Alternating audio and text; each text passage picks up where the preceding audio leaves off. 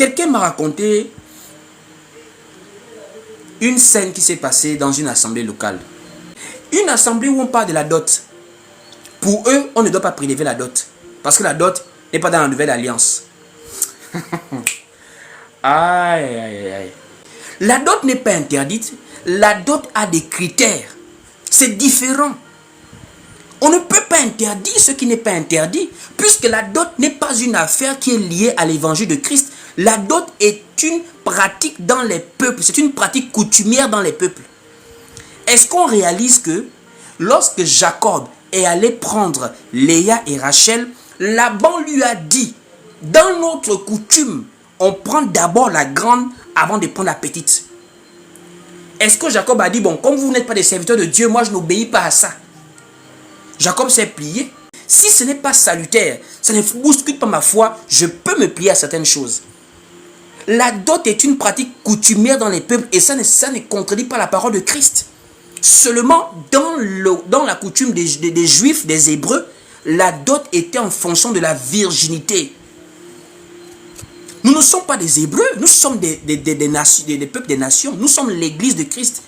Ça veut dire, si on prend maintenant les coutumes des Hébreux pour venir en faire maintenant des doctrines dans l'église, c'est un problème. C'est les Juifs, eux, qui ont dit chez eux, ce sont les femmes vierges que nous dotons. Mais allons-y voir dans nos coutumes, qui passe par rapport à la dot? Si ce sont les femmes vierges, alors on s'arrange dans notre coutume pour dire, je viens t'épouser, mais comme tu n'es plus vierge, voilà de manière symbolique ce que je peux avoir pour toi. Mais venir dire vraiment, celui qui peut encore doter une femme, c'est pas un chrétien. Mais c'est gravissime ça. C'est gravissime. L'apôtre Paul a dit que c'est le père qui donne sa fille en mariage. Alors, le père peut te demander quelque chose pour pouvoir donner sa fille. Donc toi, tu es chrétien, tu vas dire non, moi je ne donne pas. Tu ne peux pas honorer le père de quelqu'un, mais tu veux prendre sa fille. Ça, c'est dans la Bible, ça. La dot était pour les vierges en Israël. Et si c'est avéré que dans nos coutumes aussi, la dot c'est pour les vierges, on s'arrange avec les parents. On s'arrange, c'est un arrangement. Mais il y a des églises où on prend des enfants d'autrui, on part les épouser en cachette. Les parents ne sont pas au courant. C'est une malédiction, ça. Puisque la parole dit d'obéir au père et à la mère. Mais la fille que tu prends là, quel est l'honneur qu'elle a vis-à-vis de son père quand toi tu pars l'épouser sans sa bénédiction? C'est écrit dans la nouvelle alliance que c'est le père qui donne sa fille. C'est le père. C'est le père. Elle est chrétienne dans l'esprit. Dans la chair, elle a un papa physique. C'est le sang qui coule dans ses veines. C'est le sang de son père. Donc toi, tu la prends et tu ne l'épouses pas. Et tu ne peux pas prendre la bénédiction parentale. Mais tu es gravissime. Ça, ce n'est pas Jésus qui enseigne ce genre de choses. Ce sont des doctrines qui ont dans l'église. Et dans l'assemblée en question, on demande aux gens de se mettre debout. Et les gens n'ont pas le droit de faire la dot. Et ils n'ont pas le droit d'aller assister au mariage coutumier. Vous voyez un peu ce qui est gravissime. Allons-y lire. Écoutons ce que la parole dit. 1 Corinthiens 7 au verset 36. Si quelqu'un regarde comme déshonorant pour sa fille de dépasser l'âge nubile et comme nécessaire de la marier, qu'il fasse ce qu'il veut, il ne pêche point qu'on se marie. Au verset 37, mais celui qui a pris une ferme résolution sans contrainte et avec l'exercice de sa propre volonté et qui a décidé en son cœur de garder sa fille vierge, celui-là fait bien. Si on part sur la base de ces versets, même c'est même gravissime, il faut que le père dise oui pour que tu prennes la fille. Il faut que le père dise oui pour que tu prennes la fille. Donc la dot est une pratique coutumière, non seulement chez les Juifs, mais dans plusieurs autres peuples, à l'exemple de chez nous les Africains. Mais ce qu'il faut préciser, c'est que la dot avait des critères. Et ce que nous savons, c'est que le critère que nous connaissons dans l'ensemble, dans la grande majorité, c'est la virginité de la femme. C'est quand la femme était vierge qu'on la dotait. Donc sur cette base-là, une femme qui n'est plus vierge, par rapport aux critères, ne mérite pas d'être dotée comme celle qui est encore vierge. Celle qui n'est plus vierge, il faut maintenant un arrangement parce qu'elle a perdu la valeur de la dot. C'est la valeur de la dot qu'elle a perdue. Mais elle n'est pas devenue un produit gratuit comme ça que tu peux aller ramasser parce qu'elle n'est plus vierge. C'est la fille de quelqu'un. Tu ne peux pas la prendre dehors. La fille de quelqu'un, tu la prends dans la maison de son père, sous l'autorité parentale, paternelle. C'est au père de te donner la fille. Et la fille te suit. Quand elle a dit oui devant son père, à l'exemple de Rebecca, qui avait dit oui devant Bethuel et Laban, son frère, en face d'Eliezer. C'est là où elle a suivi Eliezer pour aller rencontrer Isaac. Ça, c'est quelle nouvelle doctrine du diable qu'on va maintenant prendre les enfants. Et c'est ça qui amène le goûter des sœurs dans les églises. Goûter, laisser, goûter, laisser.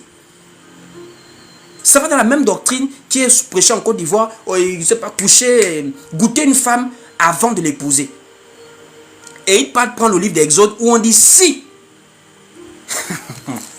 Si un homme couche avec une femme, on dit bien si. Quand on parle du si, ce n'est pas une recommandation générale, c'est une condition, c'est une éventualité, c'est une hypothèse.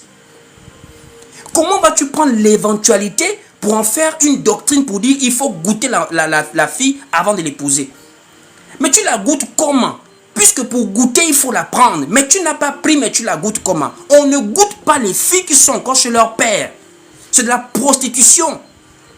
On goûte, on mange la fille qu'on a pris chez son père dans le respect des cérémonies qu'il faut, telles que le mariage.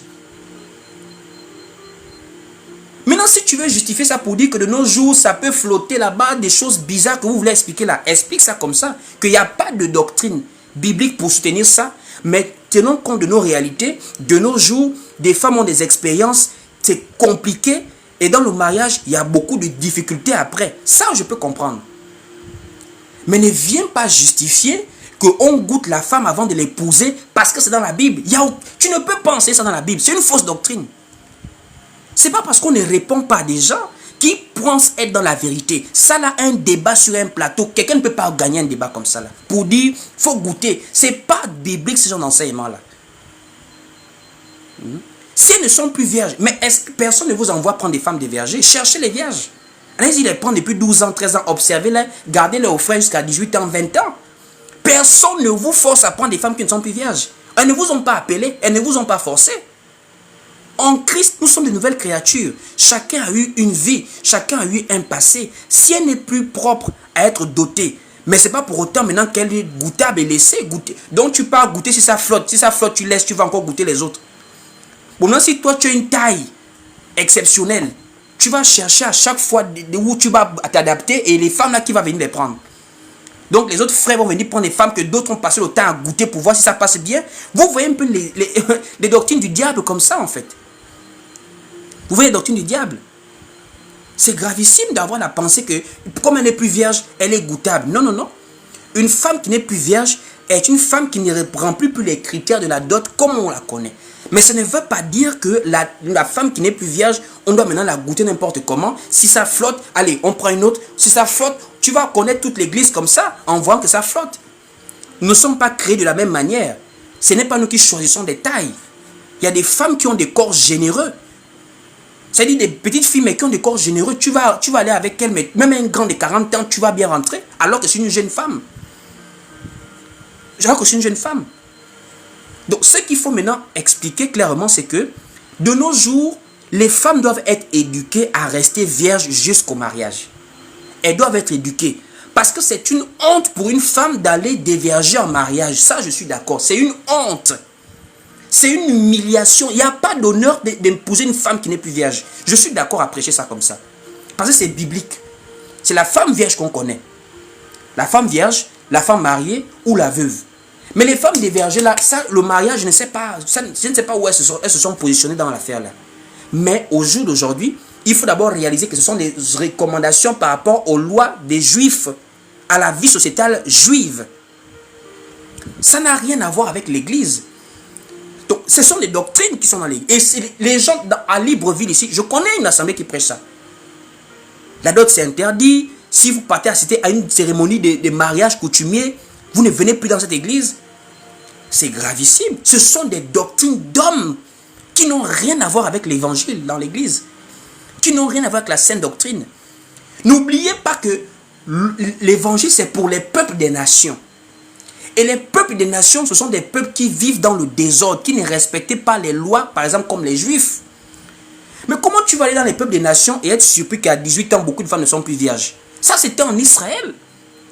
Et c'était dans nos réalités à une époque. Aujourd'hui, tu ne vas pas prêcher la parole pour trouver des femmes vierges à 20 ans. C'est difficile. Donc, le goûter laissé, c'est une fausse doctrine. Goûter laissé, c'est une fausse doctrine. Ça, il faut bien le dire. Il faut bien le dire. Et je ne vois pas quiconque peut me montrer, si ce n'est que des exodes là, ça ne tient pas. Ce sont des faux débats où on venant d'échange, tu coupes la parole à quelqu'un, tu le chasses parce que c'est toi qui as le monopole de la parole dans ce que tu fais. Ce n'est pas des vrais débats. Bibliquement, on ne peut pas soutenir que quelqu'un, tu dois goûter une femme avant de l'épouser. Même Adam et Ève, c'est Dieu qui a amené Ève vers Adam. Adam a souffert qu'on lui ouvre un côté pour qu'il puisse avoir Ève. Jacob a dû travailler pour avoir ses femmes. Rebecca, on a donné les présents à son père pour qu'elle puisse partir vers Isaac. Et on dit dans Corinthiens, c'est le père qui donne sa fille. Maintenant, vous dites qu'il faut aller d'abord goûter. Où sont les versets qui vous permettent de le faire? On dit non, si quelqu'un, on dit bien si. On est en train de parler des éventualités de désordre en Israël.